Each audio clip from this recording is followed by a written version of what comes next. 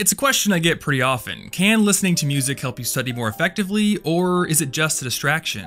Well, as the journalist H.L. Mencken once said, for every complex problem there is an answer that is clear, simple, and wrong. I've been curious about this question myself for years, and I've always kind of secretly hoped that the answer came down in favor of music because I have almost always studied with music. But from the research I've done so far, the only thing I can confidently tell you at this point is that we don't actually know. There are answers going in both directions, and to give you some more detail, we're going to dig into that research in a minute here, but first I want to preface this with my own experience because, as I said, I've almost always studied with music. I've got like a borderline unhealthy obsession with trying to find new study music, and I've spent more hours than I can count digging through the charts on Sputnik Music or going through music forums trying to find new stuff. And when I've studied or done homework, it's always almost with headphones on or something coming out of my speakers. So here's what I found works well for me. For tasks that require low mental effort or tasks that deal with very tangible information that I already am very familiar with, high energy music can get me energized and helps me get into the flow state faster. I'm talking stuff like statistics homework or accounting or programming, things where I know basically what needs to be done and it's just a matter of manipulating numbers or code to get it done. And if you want some recommendations for albums for this kind of work, I can give you a few here. Pomegranate Tiger's Boundless is a new one I've been really digging lately. Also the Algorithm's Polymorphic Code, any of the instrumental tracks off of the Metal Gear Rising soundtrack, absolutely love that thing. And Tides of Man's Young and Courageous, all great albums that you should definitely check out. However, once we get into tasks that are more cerebral or more conceptual, or if I'm trying to wrap my brain around something more unfamiliar, I really need to have either very calm music or silence. And if you want a few recommendations for tasks like these, I can give you Austin Wintory's Journey soundtrack, any of the Kingdom Hearts Piano Collections albums, Olafur Arnalds' The Chopin Project, or Theophany's amazing Majora's Mask tribute album Time's End.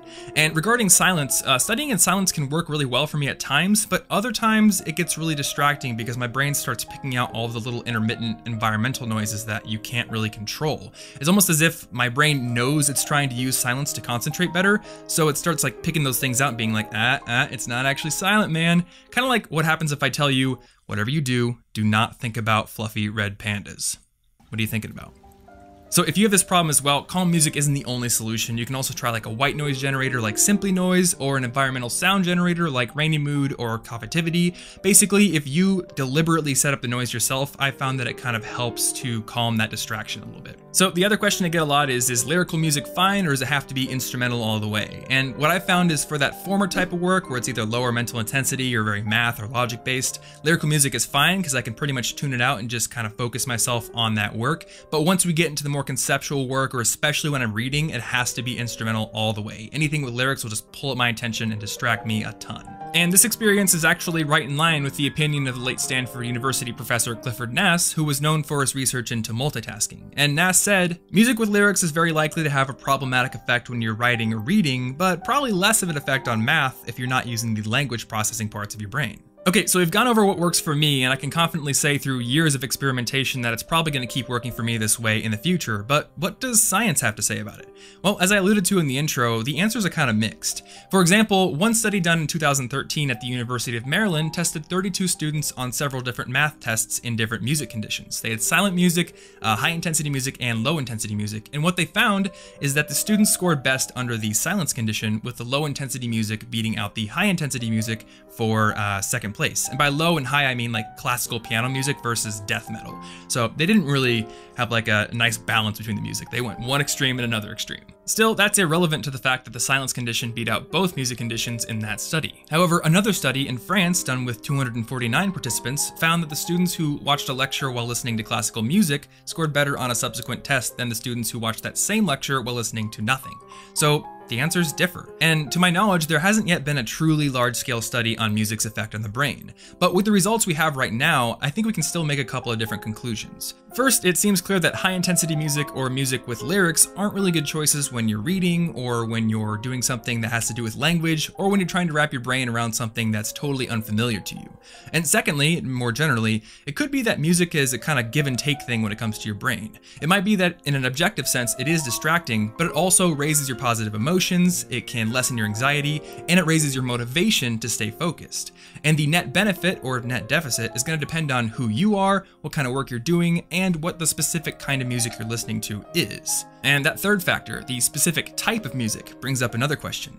Can music be specifically designed to increase your brain's performance?